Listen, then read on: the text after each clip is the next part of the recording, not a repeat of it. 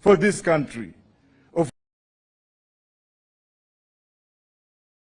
what the Kikuyus have done in the entire world, of what the Kikuyus have done to open up the economic development of this country, of how much money is brought in this country through Kenyans in the diaspora, many of them who originated from Mungiki, many of them who remained outside, many of them who suffered, and thank God they have settled in the UK, they have settled in the United States, and they are bringing money in the country to improve the economy of this country. Yet some MFs are now taking advantage of political ramifications to kill them.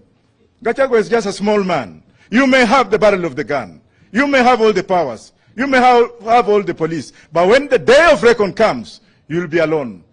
We have seen other leaders who are here before who are used to doing that. Biot being one of them. Where is Biot today? Dead and buried 6 feet under the grave. What about people like those ones you know from Mount Kenya? When you take power and power corrupts you and you start eliminating people, you start cleansing people, you start ethnicization of one community. How do you think Kenyans are feeling about it? How do you think people in Uganda are feeling about it? How do you think the world is looking you at? Kenya was very peaceful until recently when madness came in after stealing the elections. You want us now to come and work with you? Oh, Professor Wajakhoya can just be brought. And for those who are being bought, we know them. Time of reckoning will come.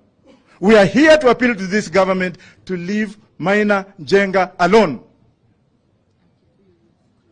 Leave Maina Njenga alone, because you are just making a mole out of a mountain. Maina Njenga has played his role. Maina Njenga has paid for his whatever.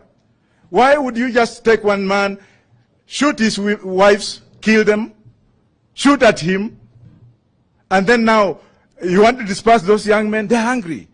When you see a lion, don't think it is a lion when you can put your finger in its mouth.